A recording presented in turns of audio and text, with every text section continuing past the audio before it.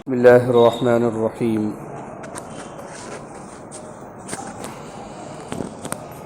الحمد للہ وحدہ والصلاة والسلام علی من لا نبی بعدہ وصلی اللہ علی النبی الکریم وعلی آلہ وصحبہ اجمعین اما بعد فاعوذ باللہ من الشیطان الرجیم بسم اللہ الرحمن الرحیم یا ایہا الذین آمنوا کتب علیکم الصیام کما کتب علی الذین من قبلکم لعلکم تتقون وقال تعالی شہر رمضان الذی انزل فیہ القرآن ہدی للناس وبینات من الہدی والفرقان وقال النبی صلی اللہ علیہ وسلم من صام رمضان ایمانا واحتسابا غفر له ما تقدم من ذنبه او کما قال علیہ الصلاۃ والسلام۔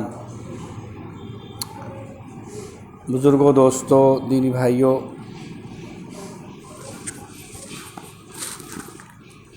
اللہ رب ذوالجلال نے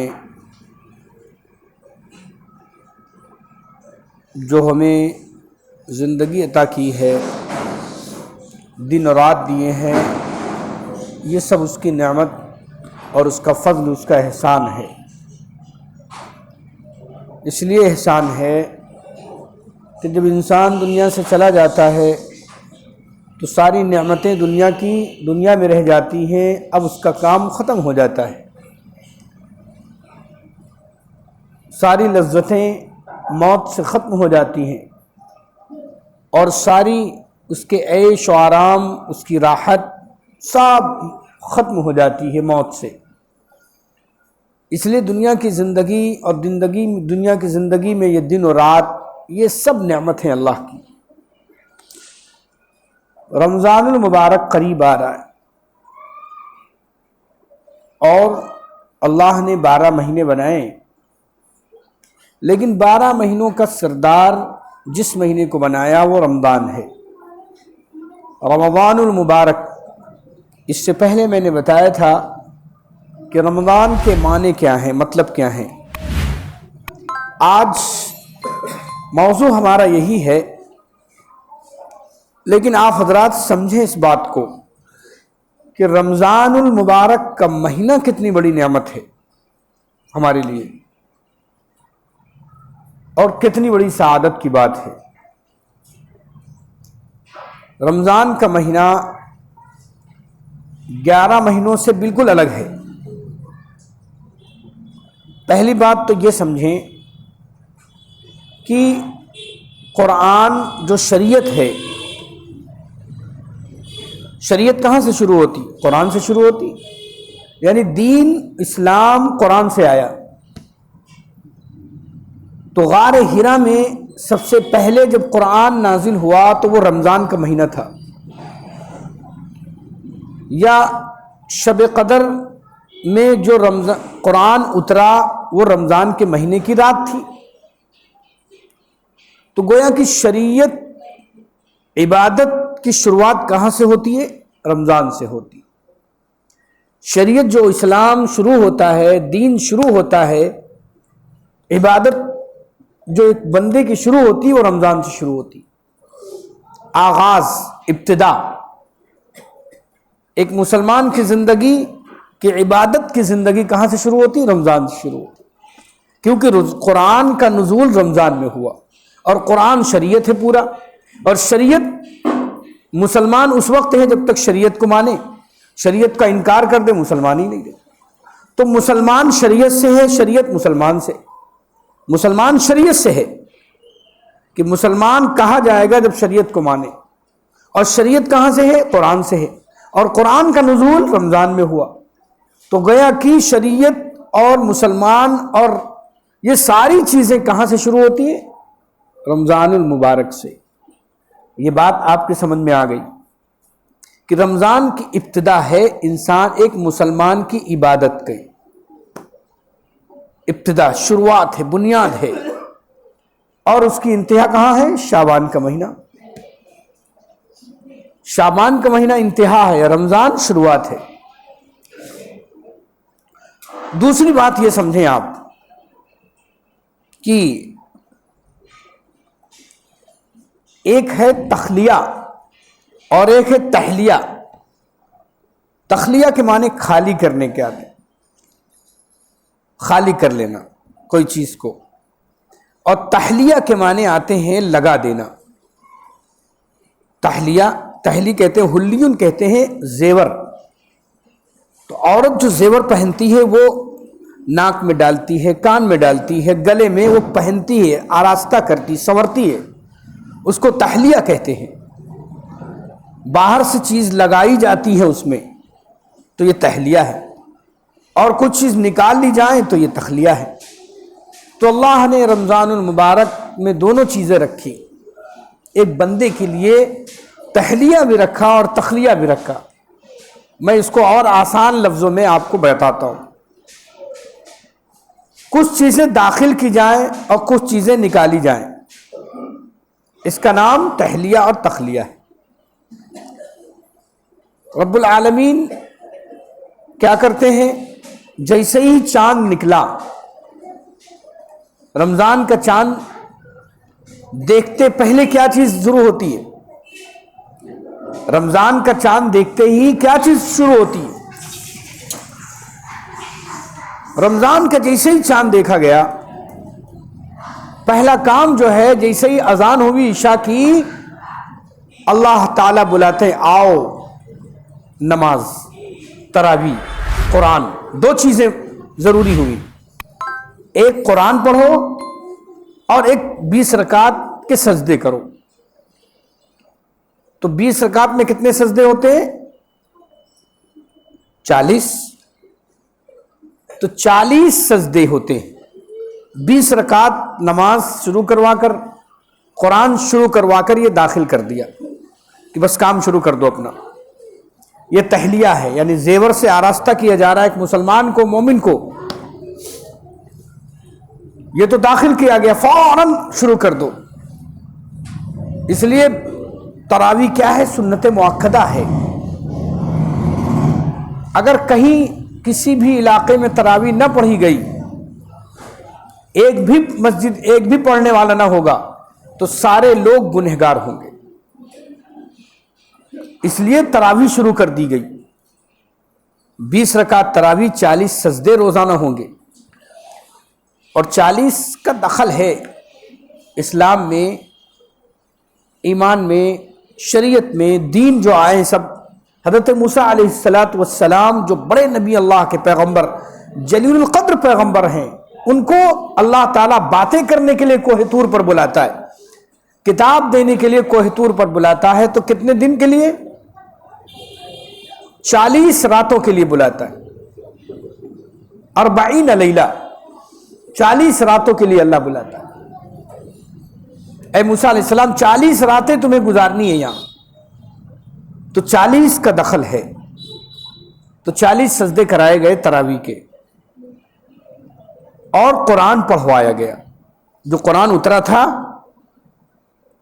غار حرا میں رمضان میں یا شب قدر میں، وہی قرآن پڑھوایا گیا کہ چلو حافظ جی سے کہا گیا تم پڑھو، باقی لوگ سنیں گے۔ یہ قرآن اور تراویح یعنی نماز، دو چیزیں ضروری، فوراً شروع ہو گئی۔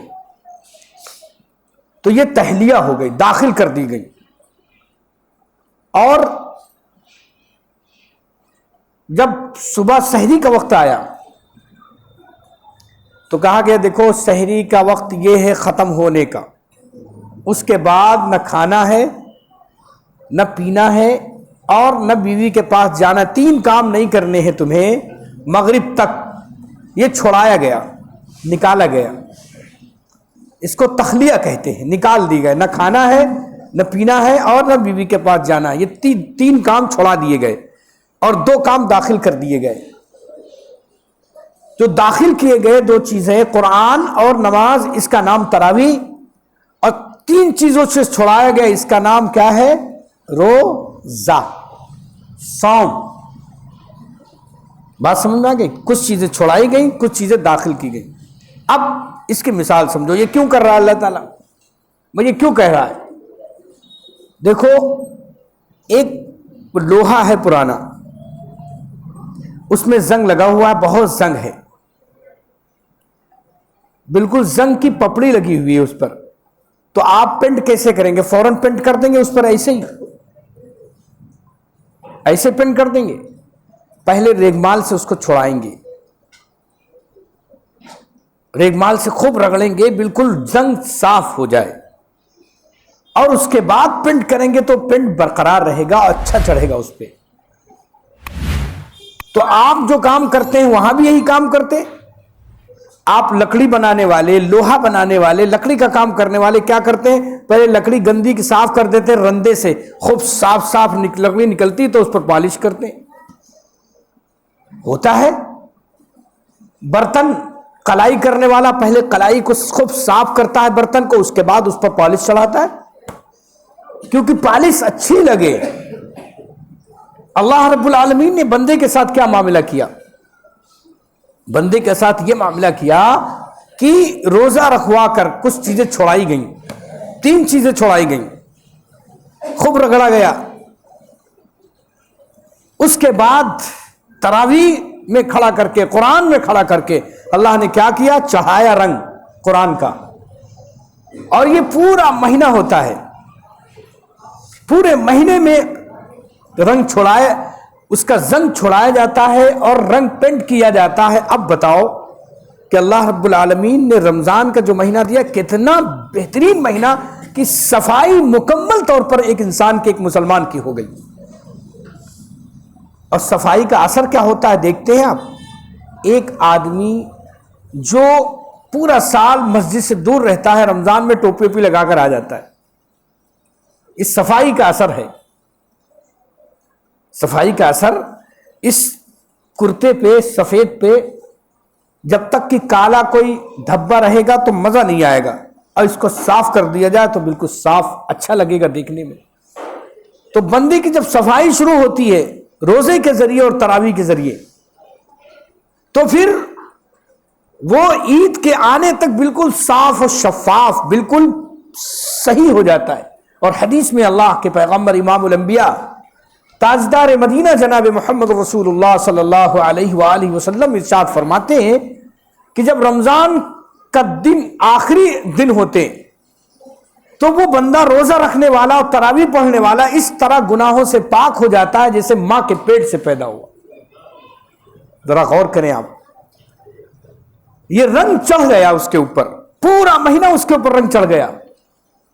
اور آپ کہیں گے مولانا صاحب 15 دن کی اگر تراویح ہوگی تو 15 دن ہم رنگ چڑھوائیں گے، ہم 20 دن نہیں، 29 دن نہیں چڑھوائیں گے، کیوں؟ جہاں قرآن ختم ہوا تراویح غائب۔ یہ نہ کرو میرے دوستو، تراویح پورا مہینہ ہے 20 رکعت، اللہ تمہارے اوپر رنگ چڑھانا چاہتا ہے، تم اس کو دور کر رہے ہو، یہ کیا بات ہے؟ اللہ تمہارے اوپر رنگ چڑھا رہا ہے رمضان کے ذریعے سے، روزے کے ذریعے سے، دین کا رنگ، اپنا رنگ، اور آپ اس کو دور کر رہے ہو کہ ہم نہیں تراویح، جہاں 2 پارے ہوئے 15 دن میں، 16 دن میں بالکل مسجد خالی۔ کہاں گئے یہ سب لوگ؟ یہ سب لوگ پلاٹوں پہ گئے، یہ سب لوگ ہوٹلوں پہ چلے گئے، یہ سب لوگ مستی میں چلے گئے، کیوں؟ اب کام ہو گیا، ہماری تراویح ہو گئی بس۔ نہیں، ایک قرآن تراویح میں یہ الگ سنت ہے، اور پورے رمضان 29 تاریخ تک جب تک چاند نہ دیکھا جائے یہ الگ سنت ہے۔ دونوں سنتیں ادا کرنی ہے، تبھی تو آپ صاف شفاف ہوں گے، تبھی تو آپ اس طرح ہوں گے کہ ماں کے پیٹ سے پیدا ہوئے بالکل گناہوں سے پاک۔ ورنہ آپ پھر کہیں گے ادھر 15 دن تو رنگ چڑھا، پھر 15 دن میں کیا ہو گیا؟ گناہ پھر آ گئے۔ تو اس لیے میرے دوستو عزیزو، بات سمجھو، اس بات کو سمجھو، توجہ کہ پورے رمضان تراویح ہے، اس کا تو عہد کرو کہ ہماری ایک بھی تراویح نہیں چھوٹے گی انشاءاللہ۔ ہاں 29 جب تک رمضان عید کا چاند نہ نکل آئے، ایک تو یہ نیت کرو۔ دوسرے، جب تک کہ قرآن پڑھا جائے گا ہم پورا توجہ کے ساتھ سنیں گے۔ اب یہ نہیں کہ امام صاحب پہلی رکعت لمبی کر رہے ہیں تو دیر میں نیت باندھے کہ ذرا تھوڑا اور آرام کر لیں، باتیں کر لیں، نہیں، یہ اللہ کے ساتھ دھوکہ ہے۔ پہلی صف والے تو بیچارے کھڑے ہو گئے، کیونکہ وہ کہاں بیٹھیں گے، دوسری صف والے بھی کھڑے ہو گئے، تیسری چوتھی صف والے نوجوان وہ بیٹھے ہوئے ہیں، امام صاحب اب رکوع کریں تو ہم جائیں تب تک آرام کر لیں۔ ارے میرے دوستو، آرام تو قبر میں ہے، دنیا میں آرام ڈھونڈتے ہو؟ دنیا میں آرام نہیں ہے۔ یہ دنیا کیا ہے؟ یہ جتنی زمین ہے دنیا کی، یہ جہنم ہے۔ اللہ اس کو جہنم بنا دے گا، اور آپ جہنم میں آرام سمجھتے ہو؟ تو جہنم میں آرام کہاں ہے؟ اور جنت اللہ نے آسمان پہ، ساتوں آسمان پہ بنائی ہے، وہاں آرام ہے اصل۔ یہاں آرام ڈھونڈو گے، یہاں آرام نہیں۔ اس لیے رمضان کا مہینہ مل جائے اس کو غنیمت سمجھو، ایک اللہ کی بہت بڑی نعمت ہے، دولت ہے، اس سے بڑی کوئی دولت نہیں۔ اب آپ اور آگے آؤ، رمضان کے حدیث پاک میں اللہ کے پیغمبر نے فرمایا کہ روزہ جو ہے، مثال کے طور پر آپ آج فرض ادا کریں گے ایک، تو ایک فرض کا ثواب ملے گا۔ رمضان میں وہی فرض ادا کریں گے 70 فرضوں کا ثواب۔ آپ ذرا غور کرو، اتنا اللہ تعالیٰ کے ہاں پارا بڑھا دیا جاتا ہے نیکیوں کا۔ اور رمضان میں آج ایک نفل پڑھو گے، 2 رکعت نفل پڑھی جاتی نا، 2 رکعت ثواب ملا، اور رمضان میں وہی نفل پڑھو گے تو فرض کے برابر ثواب ملے گا۔ اور 70 سے 700 تک حدیث میں آیا ہے، 700 گنا، ایک نیکی کا ثواب 700 گنا بڑھا دیا جاتا ہے۔ اتنا اللہ کے یہاں دروازے کھول دیے جاتے ہیں رحمت کے، نیکیوں کے، اجر کے۔ ابھی تم قرآن لے کے بیٹھو گے تو ایک حرف پر ایک نیکی، ہاں 10 نیکی ملیں گی۔ ابھی قرآن ابھی رمضان نہیں شروع ہوا ہے، شعبان ہے، 11 مہینے قرآن کھول کے بیٹھو گے تو ایک حرف پر 10 نیکی۔ وہی رمضان میں قرآن کھول کر بیٹھو گے تو ایک حرف پر 70 نیکی، 700 نیکی ملے گی۔ کتنی؟ 700۔ اب بتاؤ، سہالک جتنے لوگ بزنس مین بیٹھے ہیں، سہالک کا انتظار کرتے ہیں کہ نہیں کرتے؟ اب سہالک مولانا صاحب سہالک نہیں شروع ہوئی، اب کی بہت ڈھیلی سہالک ہوئی، کچھ مزہ نہیں آیا۔ اور سہالک اچھی ہوتی ہے، ارے واہ، آپ کی تو سب کچھ پورا سال کا خرچ سہالک میں نکل آئے، ایسا ہوتا ہے۔ یہ سہالک ہے، رمضان کا مہینہ ایک مومن کے لیے، مسلمان کے لیے سہالک ہے کہ اس کو تو 700 مل رہے ہیں ایک پر۔ اب اگر آپ لینا چاہو تو لو، ورنہ سو کر اب روزہ ہے، اتنا سونا کہ قرآن پڑھنے کا موقع نہ ملے تو بیکار ہو گیا روزہ اس کا مکروہ کر ڈالا اس نے۔ ارے بھائی، روزہ ٹھیک ہے، جتنی محنت کر سکو کرو، پھر سو، پھر اٹھو، پھر محنت کرو، پھر سو، پھر اٹھو، یہ سب ترتیب ہے۔ یاد رکھو، رمضان کا مہینہ ایسا ہے کہ روزے کا، آپ روزہ رکھو گے تو روزے میں جو قرآن پڑھو گے آپ 700 نیکیاں ایک حرف پر۔ لیکن مسئلہ آیا، روزے کا بدلہ کیا ہوگا؟ تو اللہ رب العالمین کا نظام یہ ہے کہ 700 نیکیاں اور ساری عمل کی سبحان اللہ کہو گے 33 نیکیاں، الحمدللہ کہو گے 3 نیکیاں، سب کچھ نیکیاں ان کی طے ہیں۔ لیکن روزے کے بارے میں کوئی نیکی نہیں آئی، حدیث میں، قرآن میں کہیں نہیں آیا کتنا ملے گا۔ ہاں حدیث میں یہ آیا ہے روزے کے بارے میں کہ جو روزہ رکھتا ہے رمضان میں، اللہ رب العالمین خود فرماتے ہیں کہ میں اس کا بدلہ دوں گا، بس اتنا کہا ہے۔ ذرا غور کرو آپ کہ روزے کے بارے میں کوئی یہ نیکی نہیں آئے کہ اتنے 1000 ملیں گی، بلکہ اللہ کہتا ہے کہ روزہ رکھو گے تو ہم خود بدلہ دیں گے۔ کتنا بدلہ دے دے گا وہ سمجھ سے باہر ہے۔ روزے کا بدلہ کتنا بدلہ اللہ دے دے روزے کا، کتنی نیکی دے دے روزہ رکھنے کی، اللہ ہی رب العالمین جانتے ہیں۔ اتنا بڑا ثواب ہے روزے کا، اس کو بتایا نہیں اللہ نے، کہا میں خود انا اجزی بھی یا انا اجزا بھی، میں ہی اس کا بدلہ دوں گا، کسی کے بس کے میں فرشتے اس کا کچھ کر سکیں گے نہ کچھ، میں اس کا خود بدلہ دوں گا۔ روزے کا بدلہ یہ ہے۔ اتنا مبارک مہینہ آپ کے سامنے آ رہا ہے، اس لیے دوستو بہت اچھا موقع، غنیمت ہے کہ ہم اس میں اپنے آپ کو صاف ستھرا کر لیں۔ 11 مہینے بہت گناہ کیے، بہت کوتاہیاں کی، اب کم سے کم اللہ کے سامنے رونے کا، دھونے کا، صفائی کا، ستھرائی کا مہینہ ہے۔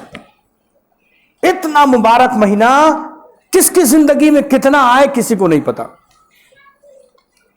اس لیے یاد رکھو اتنا مبارک مہینہ کوئی 11 مہینوں میں سے نہیں ہے. رمضان، یہ رمضان کی شروعات عبادت کی اللہ نے کی اسی رمضان سے. رمضان ایک مسلمان کے لیے ابتدائی مہینہ ہے عبادت کا، یہیں سے عبادتیں شروع ہوتی، ساری عبادتیں یہی رمضان سے شروع ہوتی. پوری جتنی امتیں آئیں، کتنی 1,24,000 انبیاء آئے، کسی کو رمضان کا مہینہ نہیں دیا گیا، کسی کو نہیں ملا. ہاں روزے ملے، روزے الگ الگ رکھے، لیکن رمضان کے مستقل رمضان کا مہینہ دیا جائے، اس کے روزے دے دیے جائے، نہیں. اتنا مبارک مہینہ اللہ نے عطا فرمایا ابھی جو آنے والا ہے. ایک بات اور ذہن نشین رکھیں،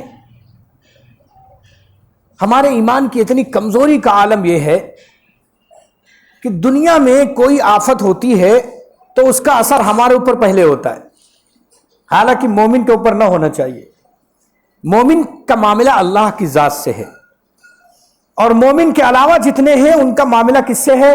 کوئی الماری کو خدا جانتا ہے، کوئی لاؤڈ اسپیکر کو خدا جانتا ہے، کوئی اس کھمبے کو خدا مانتا ہے، تو ان کا تعلق اس خدا سے ہے، اور اس خدا یہ فانی ہے تو ان کا معاملہ ڈگا ڈول ہے، وہ تذبذب ہے، ان کا کمزور معاملہ ہے. یہ الماری ابھی ایک ماری جائے لاٹھی تو ٹوٹ جائے. تو ایک مومن کا معاملہ اللہ کی ذات سے ہے جو قوی ہے، کبھی اس کو موت نہیں، اور کبھی وہ ہمیشہ سے زندہ ہے، ہمیشہ سے ہے، ہمیشہ رہے گا، بڑی طاقت والا قوت والا ہے. وہ ایک ہے، نراکار ہے، اس کا کوئی آکار نہیں ہے، اس کی کوئی صورت نہیں ہے. اس کا تعلق، ایک مومن کا تعلق اس ذات سے ہے. لہذا دنیا میں چاہے جتنی وبائیں آ جائیں، چاہے جتنی آفتیں آ جائیں، اس کا تعلق اس ذات سے ہے. اس کو اتنے گھبرانے کی، پریشان ہونے کی ضرورت نہیں. اب جگہ جگہ بیٹھے ہیں، کیا لاک ڈاؤن ہو جائے گا، کیا تراویح نہیں ملے گی، کیا یہ ہو جائے گا، کیا وہ ہو جائے گا، اتنے خیالات دل میں ہم لا رہے ہیں. ارے ٹھیک ہے، جیسے آپ نے مشکلات میں زندگی گزارنا ایک مومن کی شان ہے. لقد خلقنا الانسان فی کبد، اللہ خود فرماتا ہے ہم نے انسان کو مشکلات میں پیدا کیا. لیکن مومن کا تعلق ہر مشکل میں اللہ کی ذات سے ہے. میرے اللہ، ابھی تو آپ کے پاس وقت گزر گیا لاک ڈاؤن کا، 5 آدمی نماز پڑھتے تھے مسجد میں، آپ کہاں تھے؟ آپ اپنے گھروں میں پڑھ رہے تھے. اللہ نے وہ دن گزار دیے آپ کے. وہ دن بھی دکھائے ہیں کہ 5 آدمی پوری زندگی میں نہیں کبھی دیکھا، 5 آدمی مسجد میں ہے، بس تالا بند. وہ دن بھی گزر گئے آپ کے، تو آپ اتنا پریشان کیوں ہیں اللہ کی ذات سے؟ اللہ وہ حی قیوم ہے، وہی بیماری کسی کی مجال نہیں کسی کو نقصان پہنچا دے. اللہ فرماتا ہے حدیث قدسی میں کہ اے انسانوں، تمہارے سارے انسان اور جنات لگ جائیں اس بات پر کہ اس کو نقصان پہنچا دے، جب تک میں نہ چاہوں گا کوئی نقصان نہیں پہنچا سکتا. سارے انسان اور جنات لگ جائیں. تو سارے یہودی طاقتیں، نصرانی طاقتیں کوئی کورونا لے کے پھیلانے کے پر لگ جائیں اور کہیں کہ سب دنیا والے مر جائیں یا کورونا میں تباہ ہو جائیں، تو نہیں کر سکتے جب تک کہ اللہ نہ چاہے. یہ ایمان و یقین. ہم تو مومن ہیں، ہم ہی تو قوم کے، ہماری وجہ سے اس دنیا کا قیام ہے، ورنہ تو سب اللہ کو چھوڑ چکے ہیں. سارے لوگ دنیا کی چیزوں پر ان کا ایمان ہو گیا. یہی ایک مومن ہے جس کی وجہ سے دنیا قائم ہے. اگر آپ بھی ایمان چھوڑ دیں گے، کمزور پڑ جائیں گے، تو کیا ہوگا؟ ٹھیک ہے، رمضان آ رہا ہے، اللہ جیسے چاہے گا، اس کی جیسی مرضی ہوگی، ہم اس کی عبادت، روزہ، تراویح، نماز، سب کچھ چاہے ہم گھر میں کریں، چاہے جہاں کریں، ہم کریں گے انشاءاللہ. یہ نیت ہو. بس باقی باتیں، فضول باتوں سے احتراز کرو، بچو. ایسی باتوں سے، ایسی زبان سے نکلے جو اللہ تعالیٰ کے ایمان کو اس پر کمزور کر رہی ہوں، ان سے بچنا چاہیے. دیکھو یہ مہینہ بہت مبارک مہینہ ہے. آپ نے پچھلے سال رمضان میں کتنے اچھے کام کیے، خوب کام کیے. گھر پہ تراویح بھی سنی، قرآن بھی سنا، روزے بھی رکھے، یہ سارے کام ہوئے. اور کتنا کورونا آیا آپ کے اوپر؟ کتنے لوگوں کو کورونا آیا؟ نہیں، کورونا کی کوئی حقیقت نہیں ہے، ڈرنے کی کوئی چیز نہیں ہے. وبائیں دنیا میں ہمیشہ سے ہیں، آتی رہی ہیں. امام الانبیاء سرور کونین جناب رسول اللہ صلی اللہ علیہ وآلہ وسلم مدینہ پاک جب تشریف لاتے ہیں تو مدینے میں ایک وبا تھی کہ بخار بہت آتا تھا وہاں لوگوں کو، اور ایسا بخار ہوتا تھا کہ وہ ہڈی توڑ بخار ہوتا تھا، یعنی بالکل کمزور کر دیتا۔ امام الانبیاء تشریف لائے، صحابہ بھی آئے تو ان کے بخار، مکے سے صحابہ آئے مدینہ تو بخار، وبا تھی وہاں، وائرس تھا بخار کا جو ہڈی کو توڑ دیتا تھا۔ تو یہ جب عمرہ کرنے گئے تو مشرکین کہنے لگے کہ دیکھو ان کے مدینے کے بخار نے، مدینے کے وائرس نے ان کو، صحابہ کو توڑ دیا، کتنے کمزور ہو گئے۔ تو حضور نے فرمایا عمرہ یعنی طواف کرتے ہوئے ذرا سینہ تان لو، اس کو کیا کہتے ہیں؟ رمل کہتے ہیں، رمل۔ سینہ تان کے طواف کرو 3 چکر، تاکہ کمزور نہ لگو تم ان کے سامنے۔ یہ تمہیں اوپر الزام لگا رہے ہیں کہ تم وائرس سے تھک گئے ہو، نہیں، وائرس کی کیا حقیقت ہے تمہارے مقابلے میں؟ اللہ کے گھر میں ہو جائے تو سینہ تان کے طواف کرو۔ تو وائرس وہاں بھی تھا۔ امام الانبیاء، ایک مدینے میں ایک آگ نکلتی تھی، وہ آگ نکلتی تھی اور لوگوں کو پریشان کرتی۔ امام الانبیاء سرور کونین جناب رسول اللہ صلی اللہ علیہ وسلم نے اللہ تعالیٰ سے دعا مانگی کہ اے اللہ اس بخار سے میرے مدینے کو اور اس آگ سے میرے مدینے کو نجات عطا فرمائے۔ اللہ تعالیٰ کا حکم وہی آئی کہ اے پیغمبر ہمیشہ کے لیے ہم نے مدینے سے آگ اور بخار کو دور کر دیا۔ وہ دن ہے 1400 سال آج تک نہ وہ بخار اور نہ وہ آگ نہیں نکلی، میرے آقا کی برکت سے دور ہو گئی۔ ذرا غور کریں آپ، تو وبائیں ہمیشہ رہی، حضور کے زمانے میں وبائیں آئیں، بخار کی وبا، تمام وبائیں آئیں، زمینی وائرس آئے، لیکن اللہ کے فضل سے، اس کے کرم سے، اس کے مانگنے سے دور کر دی۔ تو آپ کا تعلق اللہ کی ذات سے، وبائیں تو ٹکرا کر دور ہو جائیں گی۔ ابھی کل میرے پاس ایک فوٹو آیا، ایک عورت کڑھائیاں لگائے ہوئے، ماسک کی جگہ منہ میں کڑھائیاں لگائے ہوئے، اس نیچے لکھا ہوا ہے کہ وائرس چاہتا آئے، کورونا ٹکرا کے چلا جائے گا واپس۔ عجیب جوکر پن لوگ کر رہے ہیں۔ تو یہ سب غلط باتیں ہیں۔ ایک مومن کسی کو برا نہ کہے۔ ایک بات یہ بھی ذہن نشین کر لو، ہماری زبانیں بہت غلط سلط چلتی ہے۔ ظاہر ہے کہ کبھی ہم جناب یوگی صاحب کو لے کے بیٹھتے ہیں اور کبھی جناب مودی صاحب کو لے کے بیٹھتے ہیں، کبھی ان کو برا کہہ رہے ہیں، کبھی ان کو برا کہہ رہے ہیں، کبھی ان کو برا کہہ رہے ہیں، بس ہماری زبانیں اسی میں چلتی ہیں۔ یہ بھی غلط ہے مسلمانوں کے لیے۔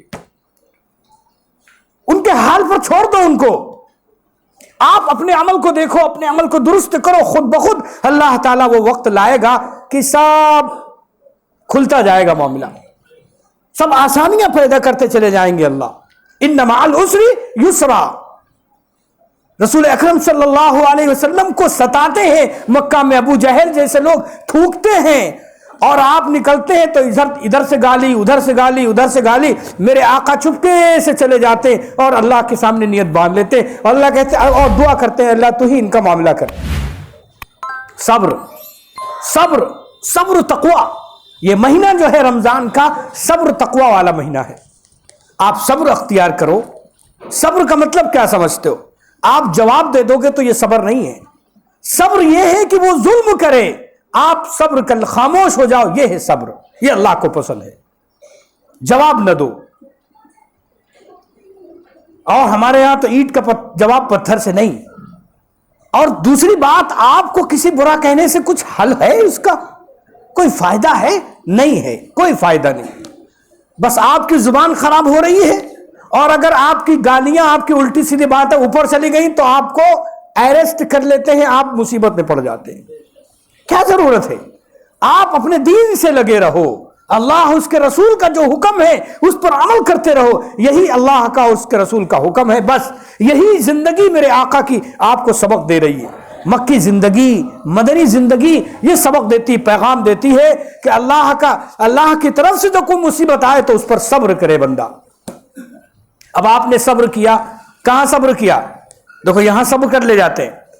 رمضان کا مہینہ شروع ہوا اور دوپہر بہت تیز دھوپ، ظہر تو آپ نے مسجد میں آئے، لیٹے، تھوڑا قرآن پڑھا، کاٹ دی، عصر کا وقت بہت تیز پیاس لگی، آپ گھر میں گئے، کمرہ کھولا اور اس میں فریج کھولی تو فریج میں بہترین تربوز لال لال کیا کہنے اور خربوزہ رکھا ہوا ہے اور اس سے جوس رکھا ہوا، فلا چیزیں رکھی ہوئی ہیں، آپ کی زبان میں پانی تو آ گیا، بھوکے تھے، پیاسے تھے، سب کچھ، لیکن آپ کی ہمت نہ ہوئی کہ ایک تربوز کی پھانک آپ کھا لیں، ایک خربوزہ کھا لیں۔ کیوں؟ وہاں آپ صبر مکمل کر رہے ہیں اور کوئی نہیں دیکھ رہا۔ اگر آپ ایک پھانک کھا لیں تو کوئی دیکھ تھوڑی نہ رہا کمرے کے اندر، لیکن نہیں، آپ سمجھ رہے ہیں میں نے اللہ کے لیے روزہ رکھا، میرا اللہ دیکھ رہا ہے۔ یہی تو صبر ہے۔ تو جب وہاں صبر کر لے جاتے ہیں تو اور جگہ آپ اپنی زبان کا صبر کیجئے، اپنی زبان کو کنٹرول کیجئے، آپ کسی کو برا نہ کہیے، ان کے حال پر ان کو چھوڑ دیجئے، میرے اللہ تو ہی فیصلہ کر، خیر کا فیصلہ فرما دے۔ اور ایسا نہیں ہے، میں نے بتایا نا کہ جب تک اللہ نہ چاہے کسی چیز کو، بندے کے چاہنے سے کچھ ہونے والا نہیں۔ جب تک اللہ کسی کو نقصان نہ پہنچانا چاہے تب تک بندہ ہزارہا کوشش کر لے کسی کو ایک بھابا بھی نقصان نہیں پہنچا سکتا۔ یہی اللہ کا فرمان ہے اور یہی رسول اللہ کا فرمان ہے۔ اس لیے ڈرنے کی ضرورت نہیں ہے کورونا سے اور آگے رمضان میں کیا ہوگا، نہیں، آپ تیار رہیں۔ 1.25 پارہ انشاءاللہ اس مسجد میں تراویح ہوگی، حافظ جی پڑھیں گے۔ آپ کی ذمہ داری کیا ہے؟ دن میں روزہ رکھنا، شام کو تراویح کے لیے تیار رہنا۔ جب تک کہ کوئی آرڈر نہ آئے آپ کو مسجد میں تراویح پڑھنی ہے، زیادہ باتیں نہیں کرنی۔ اور پھر یہ تو مہینہ جیسے ہی شروع ہوگا چاند نکلے گا، اللہ سے مانگنے کا ہے، اللہ اتنا مبارک مہینہ، اگر آپ نے توبہ سچی کر لی اور اللہ کے سامنے ہاتھ اٹھا دیے تو کورونا ٹکرا کر واپس ہو جائے گا۔ وہی حال جیسے فوٹو آیا تھا۔ آپ کی دعاؤں کے سامنے کورونا کی کوئی حقیقت نہیں ہے۔ آپ کی دعاؤں کے سامنے اگر آپ نے سچی دل سے دعا کر لی تو چاہے جتنی بلائیں ہیں دور ہو جائیں گی، ملک سے چلی جائیں گی، ختم ہو جائیں گی انشاءاللہ ثم انشاءاللہ۔ آپ ویسے بنے تو، آپ ویسی حیثیت تو بنائیں اللہ کے سامنے، اپنی ویسی اپنے اندر صلاحیت تو پیدا کر لیں کہ ہاتھ اٹھائیں ادھر قبول ہو جائے۔ یہ تب ہوگا جب پہلی رات رمضان کی شروع اب دعا کر لیں، اے اللہ ہم تمام گناہوں سے توبہ کرتے ہیں، اے اللہ معاف کرے۔ تراویح کو سمجھیں کہ تراویح ہے، ہاں ایک رکعت بھی تکبیر اولیٰ سے تراویح پڑھنی ہے، ہمیں بیٹھ کے مستی نہیں کرنی ہے مسجد میں آ کر، نہیں، تراویح پڑھنی ہے، اللہ کا فریضہ ہے۔ 20 رکعت تراویح مکمل دل جمعی کے ساتھ، سکون و اطمینان اور اللہ سے لو کے ساتھ پڑھنی ہے، یہ نیت کریں آپ۔ اور پھر قرآن کی تلاوت، تراویح سن لی آپ نے تو چلو آپ کو ثواب، تراویح تو یہ آپ کے اوپر سنت تھی، لیکن آپ اپنے لیے کیا لے رہے ہیں؟ اور آپ دن رات میں قرآن، حضرت عثمان غنی رضی اللہ تعالیٰ عنہ دن میں ایک قرآن، شام میں ایک قرآن، رات میں اتنے قرآن پڑھتے تھے کچھ پوچھو مت، تلاوت کے شوقین بہت تھے، تمام صحابہ کا یہ عالم تھا۔ اور حضرت ان کے بعد تابعین میں امام ابو حنیفہ رحمۃ اللہ علیہ کے بارے میں لکھا ہے کہ رمضان جب شروع ہوتا تو وہ 61 قرآن پڑھتے تھے۔ کتنے؟ 61، ایک دن کا قرآن، ایک رات کا قرآن اور ایک تراویح کا، 61 قرآن۔ ارے وہ 61 پڑھ کے چلے گئے، ہم کتنے پڑھیں گے؟ کیا بھائی کون کہے، کون بتائے گا کتنے پڑھیں گے؟ نیت کرو انشاءاللہ ہم اس رمضان میں 10 قرآن پڑھیں گے، انشاءاللہ کہو، ہاں انشاءاللہ آپ کہیں کہ ہم 10 قرآن پڑھیں گے، یہ ٹارگٹ۔ اگر 15 قرآن ہو جائیں تو بہت اچھا، 20 ہو جائیں بہت اچھا، ان کے 61 ہوئے تھے، کم سے کم آدھے پہ تو پہنچ جائیں ہم، 30 قرآن ہو جائیں۔ لیکن یہ کب ہوگا؟ جب آپ مستقل لگیں گے، جیسے ہی مسجد میں آئے، وضو کیا، نماز کا بھی وقت باقی ہے، قرآن لے کے بیٹھ گئے، نشانی لگا دی، گھر میں بیٹھے قرآن لے کے، تب یہ ہوگا۔ اب آپ گپ شپ کریں گے باہر بیٹھ کے جا کر تو پھر قرآن نہیں ہو پائے گا۔ تو کم سے کم 10 قرآن کی نیت کیجئے انشاءاللہ، اور اس کے بعد دعا کیجئے تو دیکھیے یہ کورونا جیسی اس سے بڑی آفتیں وہ دور چلی جائیں گے، وہ قریب نہیں آئیں گی، اور آپ کی دعا کی برکت سے سارا معاملہ ختم ہو جائے گا انشاءاللہ ثم انشاءاللہ۔ تو کریں گے انشاءاللہ، نیت کریے کہ ہم زیادہ سے زیادہ قرآن پڑھیں گے، تراویح، روزہ اور نیکیاں زیادہ سے زیادہ کریں گے۔ اللہ ہم سب کو عمل کی توفیق نصیب فرمائے۔ سبحان اللہ۔